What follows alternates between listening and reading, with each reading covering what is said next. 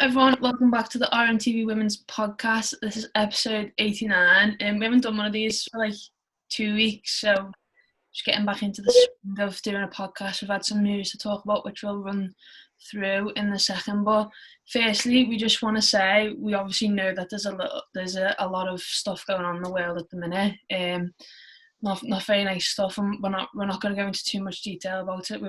But we just want to say that we show our support and give our support to the Black Lives Matter movement and what's going on with all that at the minute. In the description below, there'll be a link to some petitions and information and all stuff like that you can go over and sign and show your support. So yeah, if you want to get involved in that, just check the description below and there'll be a link for you to click there. Firstly, then, we'll start off with some exciting news, which broke about 10 minutes ago, I'd say. Is that right? 10 minutes ago. Rhiannon Roberts has signed a new contract at Liverpool. She was obviously part of the group of players that came in when Neil Redfern first became manager, so I'm assuming that her deal was only a 2-year deal, which would have been up around now. And she has been... What did they actually... I feel like she had a contract extension last year. She probably did. One by one. It's like some of them only sign for 1 year and some of them sign for 2. Some people sign for longer at certain clubs. Like it's a bit of a mixture of things what goes on with players' contracts in the women's game. But she has signed a new deal anyway. She will be staying on for another season or longer, we hope. It's just nice, isn't it? Because obviously the last week or so, a few players have left, which we'll talk about properly after this, but a nice little bit of good news to know that, you know, not all the players are leaving, and we'll have a few squad members still left from the current group of players. Yeah, there's definitely, like, the last few days or whatever, like the sheer amount of players that have gone. I think it's nice to sort of have a little bit of like positive news, so you don't sort of dwell on what's already happened. You can actually see that some of the players are staying and keeping the team as much together as possible, I guess. But that's good news. I feel like we definitely saw a lot more of what she could bring to the table in the second season that she was with us, in terms of her and Bailey and them working really, really well.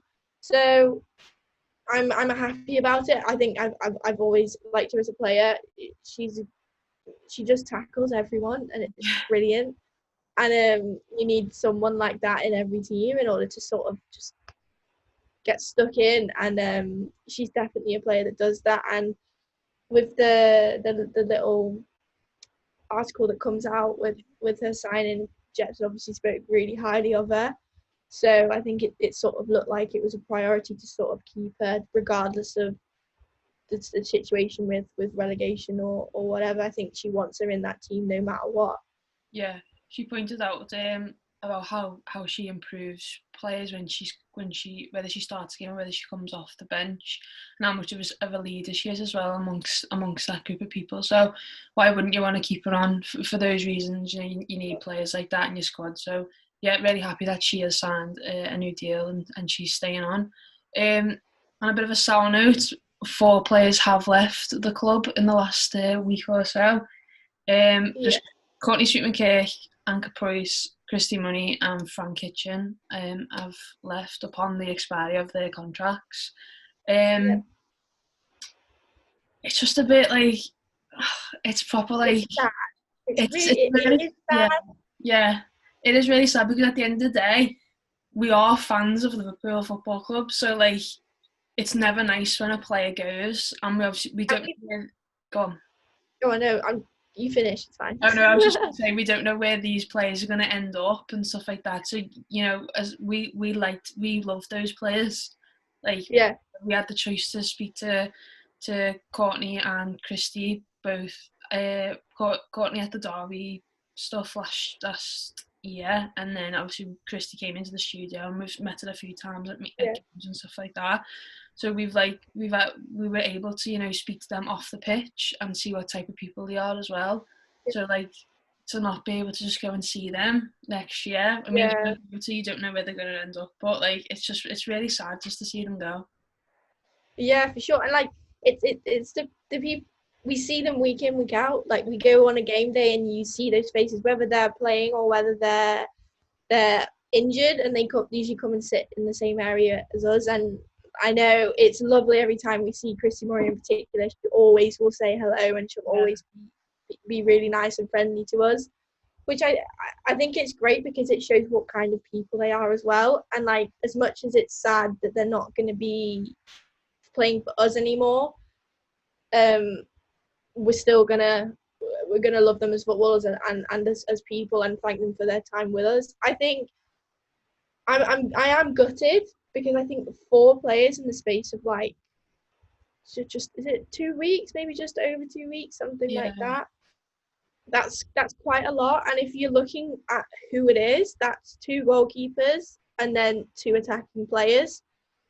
And in all fairness, we need attacking players because ultimately this season we did not score enough goals, and that is just a fact. So yeah, I don't think it's gonna, they've been released without a backup plan, if that makes sense. Whether that backup plan is completely solid, and obviously it depends on a lot of different things, including obviously coronavirus and then the relegation as well. Like, you've got 2 massive things that are coming into play when you're trying to bring new people in.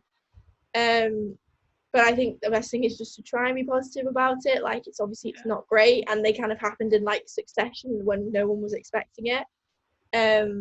But yeah, it's gonna be weird not seeing those players each week, and seeing them on the pitch really. But equally, wish them all the best. I'd love to know where they're all going to end up. In all fairness, but I don't think we'll find it anytime soon. No, I think it'll be over the next couple of weeks until we find out. But yeah, like you said, like just to keep an eye on them type of thing, because all 4 of them, we really liked. We're not going to sit here and bash them for leaving, because every player has their own. Whatever, it's their career. They choose what to do with it. Do you know what I mean? So yeah, like you said, we wish them all the best. But on like another note, it makes me really nervous because we've lost 2 goalkeepers, and obviously Riley Foster came in January, but she hasn't had a chance to play. We don't know what she's like playing. She's obviously still only young, so I wouldn't like to see her thrown in the deep end of, you're now our first choice goalkeeper, which I don't think she will be anyway. I think if we've let 2 goalkeepers go, that means we've got one lined up, or we've got someone in mind who we'd like to go after and bring them in as our first choice. But it just makes me nervous because we still don't know what's going on with relegation, whether we're staying up, whether we're going down. We don't know what's going to happen. So a lot of players will, say for example, we've got our eyes on someone in the WSL. They may not want to go down to the Championship. Do you know what I mean? No. So that wouldn't be fair for them.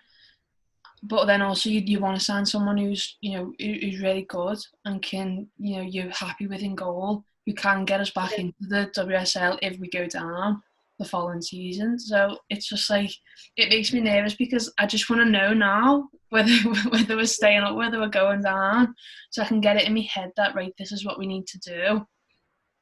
And I feel like it's more so for like the club as well. Like, everything's so up in the air for them that they can't really plan properly. Well, I wouldn't be able to plan properly if I was like a manager of a part of the backroom team or something. Like, I feel like my head would be so chocker because it is now.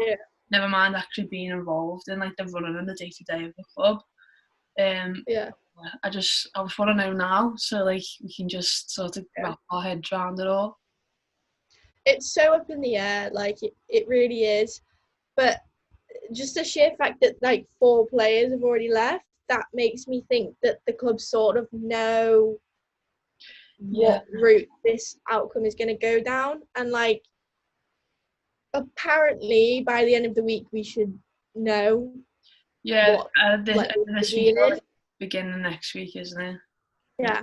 So hopefully I reckon once the announcement gets made, everything will either be crystal clear or like mashed potato. Like it's not gonna be like in the middle. It's gonna be like that or like that. So yeah, it is really like nerve-wracking waiting for this, because if you're thinking like the future of this club might the future of it depends on what sort of happens. Yeah. Because there's so many things you could get into, like if we get relegated, what happens with funding, or if we stay up, how do we then progress forward? So there is literally so many questions, and I'm the same as you. I am really nervous as to what like is gonna happen. Like, yeah, but I have the fear of this like mass exodus that happened 2 seasons ago. That's Is literally gonna what I was happen thinking. That was like my next time. point. Yeah. Yeah. I was like, I don't think I can go through that again. no. Like, I just don't think I can do Then, it. like, also we had like a mass exodus. We got a new manager, and then we signed like 6 players in one day. And you felt all right about it. Then you were like, right, we're okay. We've got a squad. Like that's what I mean. Like I think once like everything's sort of crystal clear what's going on, and then the club can sort out whether there's selling more players, whether there's bringing more players in. I think once the squad's like final and it's come together, then you're going to be like, breathe. Like, whether that's in the WSL or that's in the Championship, you just want your squad together just to be like, okay, that's fine, we're okay, like we're not lacking players, like we're sound. But it's not just us either who's like lost players. Like a few players have left Everton. Everton is mad. Yeah, Spurs have announced a few departures today, or might have been yesterday, and Bristol have Poppy Paterson's left Bristol, like a few players. It's just, I think the whole league's just going to be shifted. I think all teams will go through having to either offload players or bring more players in. And it's like a big summer as well, because obviously we were supposed to have like the Olympics and whatnot, but then that's out the window. You don't know whether teams are going to get more funding. Like you just don't know. Like you've got no idea at the minute. So you don't know. Like Everton have surprised me so much with the players that have left them. Like Cagman's left, Hannah Kane's left. Like the solid players have left, and I'm thinking, well, where are they going? Like what are they doing? Like I think that's just the thing. It's like it's the nature of the game, isn't it? Yeah, it's all upon like expiry of contracts. It's not like transfer deals, so everything's up in the air. I mean, they might have something in the pipeline already that they can't announce yet, but it's just like I think just the waiting just really like makes me nervous. Yeah, I think I said this when we were discussing it the other day. I think I would feel so much less like anxious if we weren't at the bottom of the table. So for example, if we were like 6 and all like these 4 players have been announced to be leaving, I would have been like, okay, because I feel like we would be in such a strong position to bring really, really decent players in. But I am slightly worried the fact that we are facing relegation, whether we're going to have that full power to be able to bring in these top quality players that ultimately we need in order to be successful again. Like if you think of the players that we had when we won the league back to back, that was a complete different kettle of fish to what we are now, and that's no disrespect to any of the players, but I think we need to get back to where we are, but that's my only fear, that because Everton, if I was an Everton supporter, God forbid, and I'm seeing the likes of the people that have left leave, I don't feel like I'd feel upset for them leaving, but I don't think I'd feel anxious the way that I feel now as a Liverpool fan. Yeah. Because they're in a comfortable position. They've already brought in players last season. Like, is it what's the name? The Australian. Oh my god. Hayley Rasu. There we go. Yeah. Why didn't I know that then? Oh my god, yeah. It completely gone out of my head. Yeah. But they've already got reinforcements. Obviously, Izzy Christiansen only just signed as well. I was just gonna say she signed and then she didn't really play because she had like a few injured, I think. So. Yeah, she had injury problems. So like she's like a new signing for them next season. So like they've already got them 2 players like there. They're in a comfortable position, and I think deservedly so. Like their framework that they've sort of laid out, I think, as horrible as to say, probably Liverpool probably could take some inspiration from and advice from, just purely because I think that they've done it really well. They obviously had a terrible season, not last season but the season before, and completely bounced back and is like really strong. So I think that's something that we need to do, and I think a lot of teams do. It's not just Everton. There's loads of them. Obviously Man United have done the same. They've done really well. So but they've been able to do that because they've had a good amount of investment pumped into their squad. Like Everton were us last season, bottom of the table. They didn't get relegated because Juve went down, so they got lucky there as well. But then also Everton as a club realised that the women's team needs that little bit more, and they got that little bit more, put it into players and into like getting a new stadium and stuff like that. And look at them now, do you know what I mean? Like, obviously they're not challenging at the top, but they've made really big improvements and made big strides. And that's what I want to see for Liverpool next season. Even if we are in the Championship, well, why not make that investment?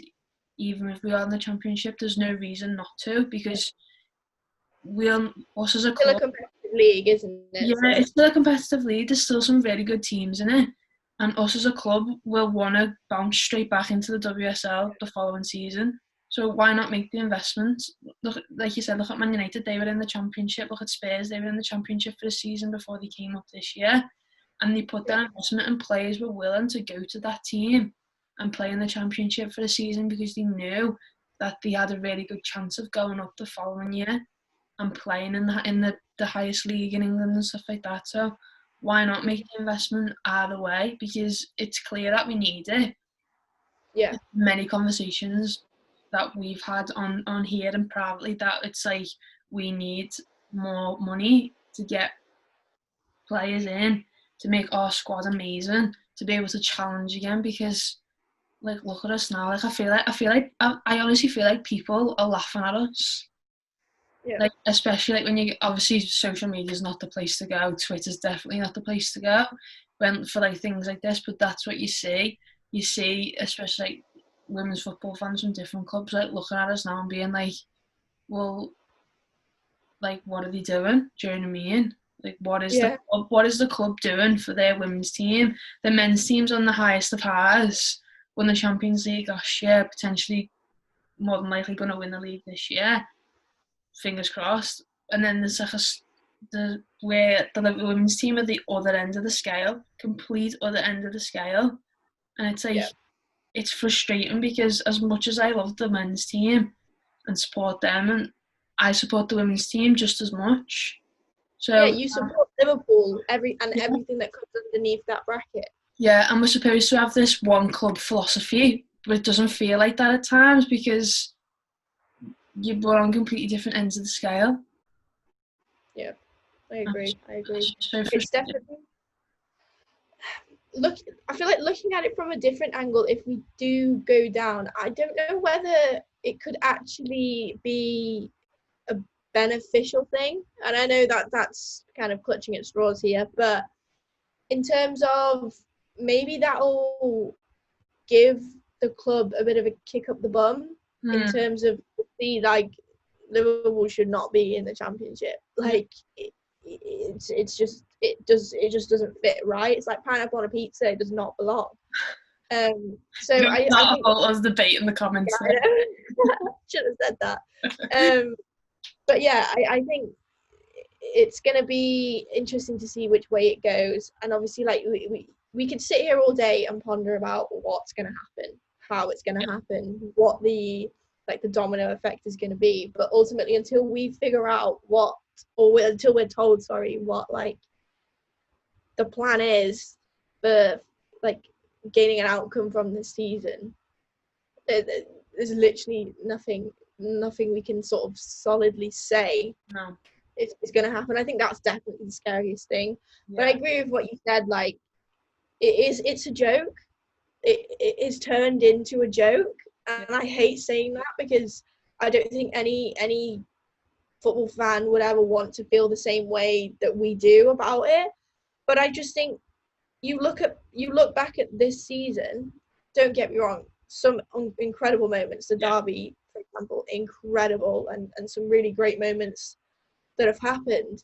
But it has been like laughable at times, whether that is in terms of the pitch situation or just losing games we shouldn't have lost. Like the West Ham, when we lost by like 4 goals or whatever it was now, that was it was embarrassing, and that's something that we didn't deserve and the team didn't deserve, but equally it happened, and that's why everyone sort of is treating it like a bit of a joke. Yeah, because that was our last game before all of this happened, so that's like your last memory of like Liverpool women this season. And that's obviously how our season's ended, and that's not how we would have wanted our season to end. And obviously, I don't know, like I remember watching that match and being so frustrated because we've got players who can perform so well, and those players themselves know that. Like, you've seen how the reaction when the league was cancelled last week, that people have said that it wasn't the season that we wanted, it wasn't how we thought it was going to go. Like, no one thought that, and I think it's just so frustrating, like from a fan's perspective, to see how we've performed this season, because I've said it before, our squad can do so much better than that. And like I'd have been fairly confident that if the season would have carried on, we would have been able to get ourselves out of the situation we're in now. Like I'm 100% confident that we would have been able to do that. And just because we haven't been given the opportunity to do that, it's just like ruffled my feathers even more, because it's like, well, why haven't we? I understand that there's health concerns, and you know, at the end of the day, the health and safety of players and fans and the clubs is like top priority 100%. But why is the Premier League allowed to go ahead and the women's game isn't? I think a lot of it is to do with like funding, isn't it?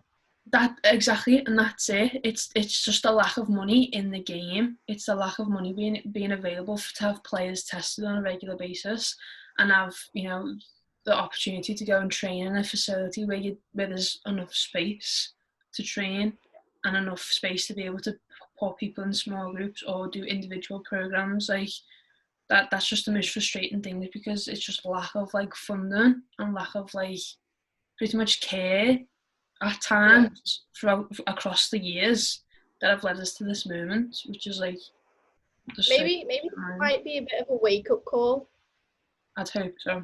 I think, unfortunately, everyone sort of thought it was all rainbows and flowers after the World Cup because of how well it went, and I think even we were subject to being like, oh, it's almost good now. Like we're going like we're fine or whatever. And I think this has sort of just like stunned everyone into being like, well, no, there's some serious like underlying issues here that, they've been patched up because of the World Cup, but this corona has just ripped them wide open again. And my analogies today are actually really good. Can I just say? But it's all been sort of brought back to the surface, and it's like I was trying to think of another analogy, but I can't think of it. It's like when you bandage something up or you put a plaster on something, you're covering it, but you're not actually fixing the problem. Yeah. Good one. That was a good one. So I had a minute to think about it, but yeah. Yeah, I got there in the end. It's fine. Yeah, but like also, I think I'm not sure whether we spoke about this when it happened. I can't remember. But obviously, Phil Neville's comments a few weeks ago of I don't think we have spoken about this. I don't think we have, but Pharrell Williams has said that, you know, Neville showed a lack of respect, and he did, to be fair, because he's had 2 years at England women so far. He's took them to She Believes. He's took them to a World Cup. He was going to take them to an Olympics, and he was going to take them to a Euros. And now, obviously, the coronavirus has put a dent in all of those plans, and it's been announced that, you know, he's not staying on beyond this 3 years. He is going to be there till next season.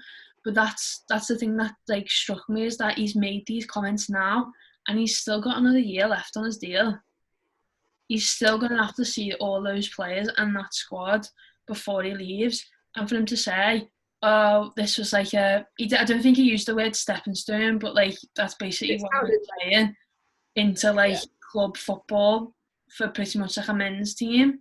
And it's like, I think it was Nancy Baker who put it on Twitter, who said like, stop using the women's game as a stepping stone, because once people start, that's why people don't take it seriously, is because people see it as like, oh, I'll go and manage like a women's team for like a year or two, and that'll give me some experience, and then I'll go into like the big leagues.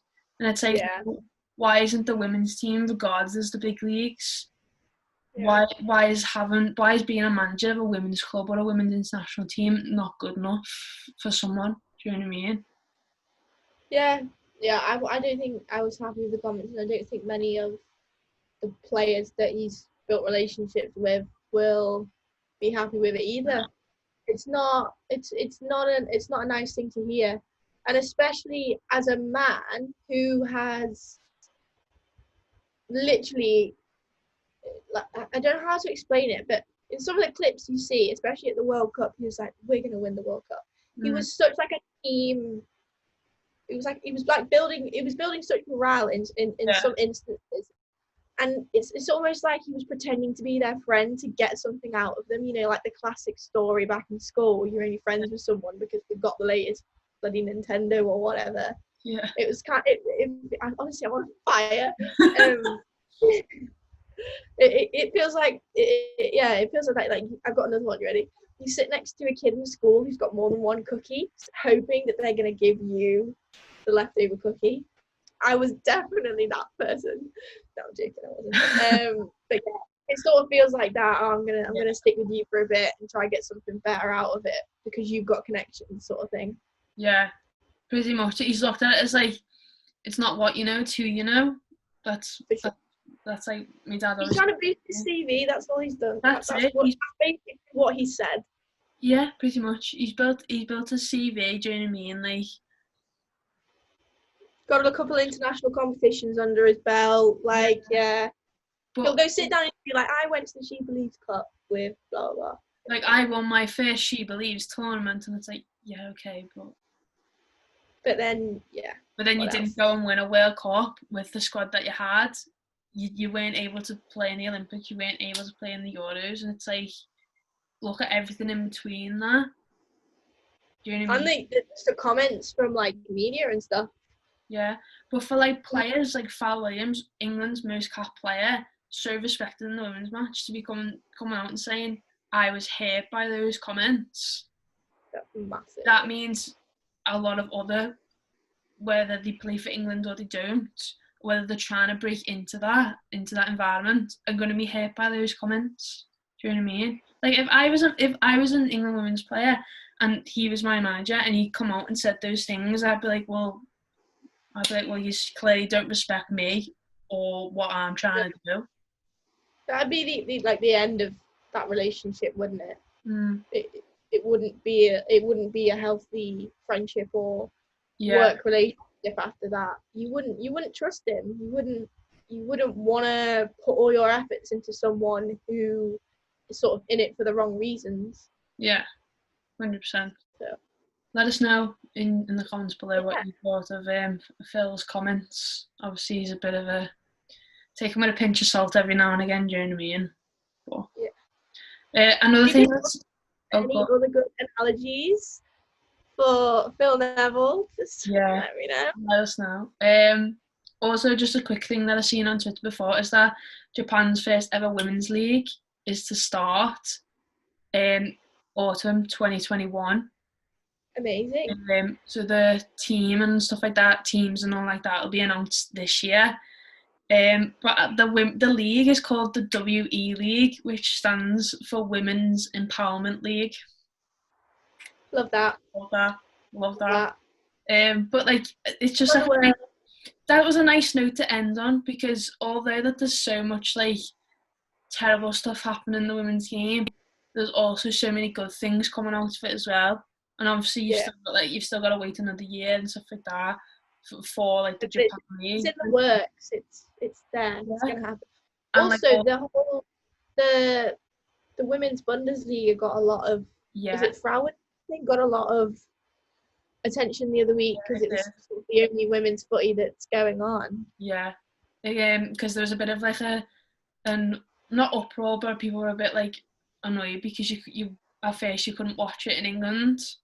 Like there was only streams and channels available in Germany, so then everyone was just like, well, why? Like that's like the next step into pushing other leagues.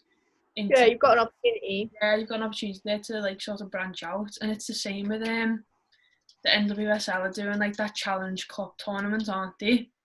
Yeah. Which is it's like July till August, I think, or was it June? No, it's July. I would probably say July. No, it's June. June now. We're in June now, aren't we? Yeah. I'm pretty sure the first round of fixtures are the 27th of June. Wow.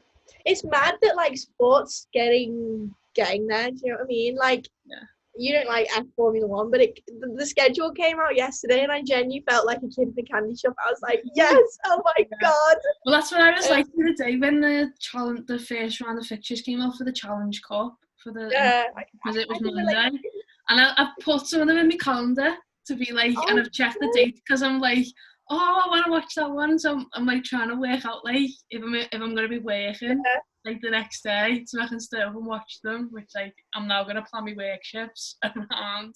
It's mad though because like obviously the Premier League's coming back in like 2 weeks just under, and then racing's back. Cricket I think's even coming back as well. I saw.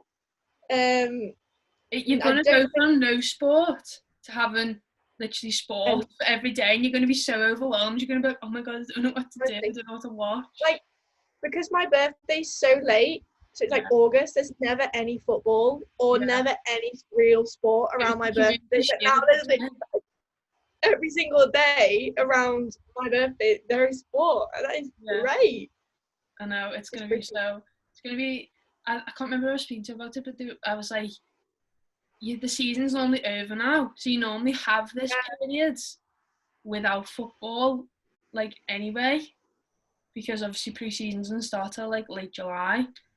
So then like you go pretty much 2 months, but like I think because you've gone 2 months in a period where there's normally sport, if that makes sense, that's why it's been so odd for people and so like hard.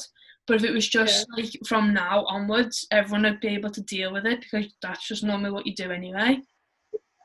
So it's weird, but I don't think there's going to be a gap, like a break in sport for a long time now, which is absolutely fabulous. No, like I reckon they'll go from like this season straight into like next one. I've like 2 or 3 weeks maybe, and they'll go straight into the next one, and then you're going to go from like this is the football season to the Olympics to like the men's Euros to like another season to then like the women's Euros, and then there's probably something. Is there like a World Cup or something? Like I don't know. I think that like there's going to be so much sport for the next like 4 years. It's going to be mad. It's going to be great. Well, that was like a nice little note to end on because we did go on a bit of a rant for a minute. But we're just positive Polly's, not negative Nancy's. Yeah, we're going to be positive Polly's from now on. So yeah, thank you for watching. Remember to like the video, comment, subscribe, let us know your thoughts about all of the stuff that's going on in the women's game at the minute and Phil Neville's comments and all that. Like we said at the start, there'll be a link to petitions and ways you can help in the Black Lives Matter movement and stuff like that. So go over there and check that out if that's what you want to do. And we will see you all. We may see you at the end of the week if there's an announcement. But if not, we will see you next week with a new podcast. Bye.